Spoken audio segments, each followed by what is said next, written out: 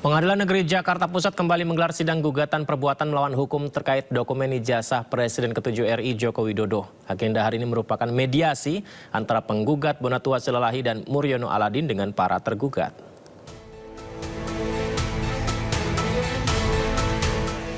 Pengadilan Negeri Jakarta Pusat kembali menggelar sidang gugatan perbuatan melawan hukum yang diajukan oleh Bonatua Silalahi dan Muriono Aladin. Sidang hari ini digelar secara tertutup dengan agenda mediasi terhadap gugatan perbuatan melawan hukum kepada KPU dan Bawaslu serta pihak Universitas Gadjah Mada. Kuasa hukum penggugat menyampaikan mediasi bisa diperpanjang apabila kesepakatan tak tercapai antara penggugat dan tergugat.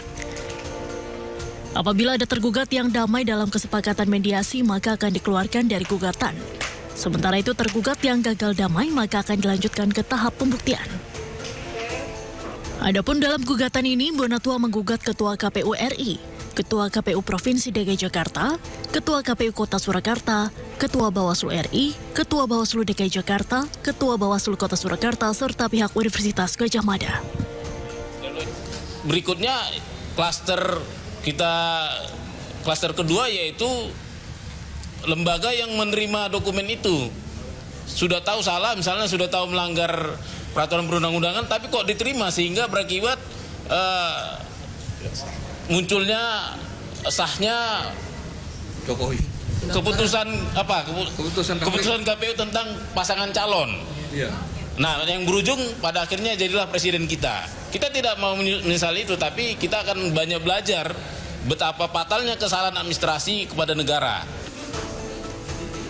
Diketahui gugatan ini didasari oleh temuan Bonatua terkait salinan ijazah Presiden ke-7 Republik Indonesia Joko Widodo yang digunakan dalam proses pencalonan wali kota, gubernur, dan presiden.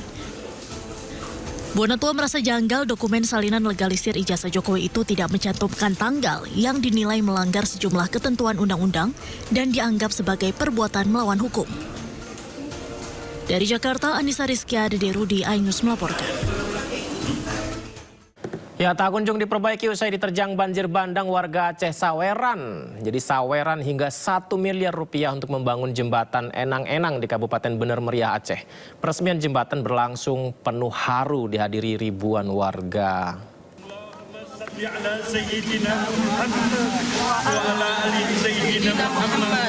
Bahwa kita ini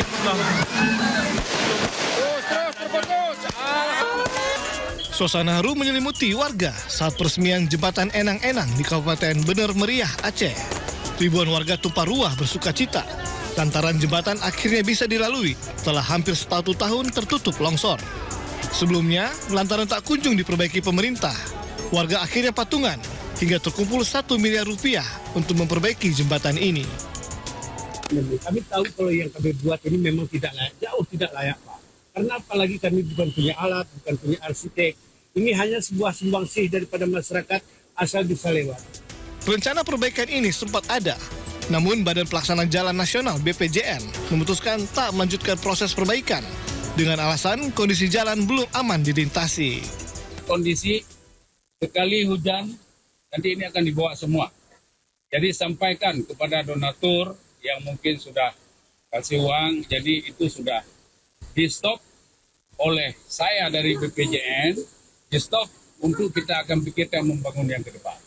Itu aja. Jadi uang itu, berapa yang ada uang itu, Bapak mungkin bisa pergunakan ke tempat yang lain. Jembatan Enang-Enang merupakan urat nadi penghubung pantai timur dan dataran tinggi Gayo, sekaligus akses vital bagi ratusan ribu warga di wilayah tengah Aceh. Dari Bener Meriah, Aceh, Yusradi, iNews melaporkan. Terkait jembatan Enang-Enang di Kabupaten Bener Meriah Aceh, pemerintah melalui Kementerian PU akan menuju ke sana, pemirsa. Jadi Menteri PU pun akan ke sana ataupun sudah ke sana memastikan keselamatan jembatan, di mana Sekjen Kementerian PU menegaskan program pembangunan infrastruktur pemerintah di Aceh tetap berjalan. Menteri akan menuju ke sana memastikan. Yang pasti program pembangunannya kalau di kita di PU tetap berjalan. Karena mengingat kekhawatiran terhadap keselamatan masyarakat. Kalau memang dilaksanakan secara swadaya, kita khawatir terhadap keselamatan jembatan. Jadi tetap kita akan jalan. Sementara itu pemirsa, ramai dibicarakan di media sosial isu soal unggahan potongan gambar surat dinas Kementerian PU ke Amerika Serikat. Ini ramai, pasalnya dalam surat itu ada nama Menteri PU, ada nama anak dan istrinya.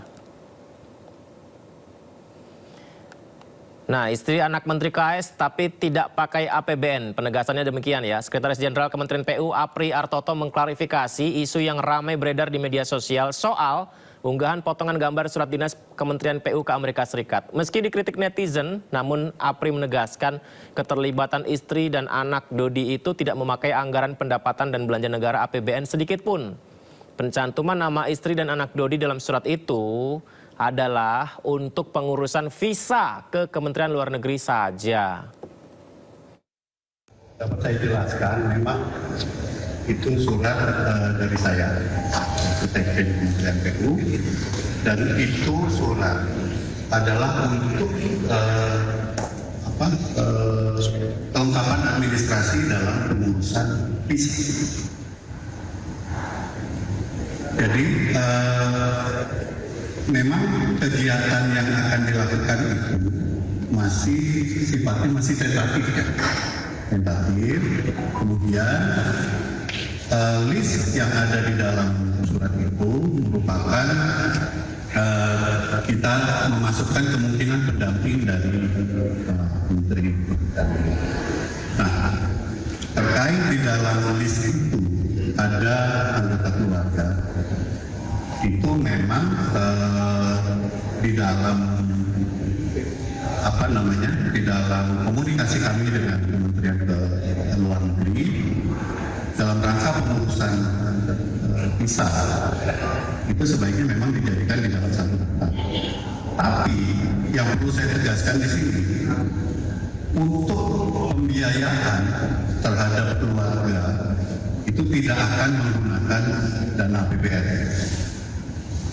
Kalau memang terjadi ada pemberangkatan dari anggota keluarga, maka pembiayaan akan menggunakan dana pribadi. Itu ya.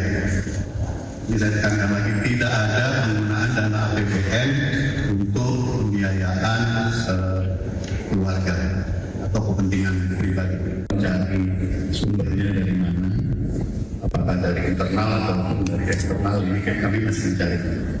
Terus itu memang sebenarnya surat dinas yang tidak seharusnya untuk konsumsi. Baik pemirsa, saya mau lihat ini akun Instagram saya ini. Saya lagi ikutin tren terbaru pemirsa. Kita putar ya. Nah ini dia nih akun Instagram saya. Akun resmi Yudi Handoyo. Keren ya. Saya ikut tren ini. Jadi fotonya saya pakai kemeja putih. Itu adalah latar belakang pohon-pohon hijau. Keren ya. Kalau bisa di follow ya pemirsa ya, akun Instagram resmi Yudi Handoyo, bendera merah putih. Mirip seperti akun seseorang, ya saya ikut tren. Jadi ini akun profil IG yang mengikuti tren dari ini dia, Presiden ke-7 RI Joko Widodo. Jadi fotonya ini saya ikutin pemirsa, jadi diedit. Saya pakai AI, saya bikinnya edit foto sebelah kiri Pak Jokowi dengan mengganti wajah menggunakan wajah sebelah kanan. Nah jadi ini lagi rame di media sosial, menggunakan foto sebelah kanan lalu dicocokkan dengan foto dari Pak Joko Widodo. Dari AI kemudian muncul seperti ini dia. Dan ini lagi tren pemirsa. Apakah Anda mau mengganti foto profil media sosial Anda?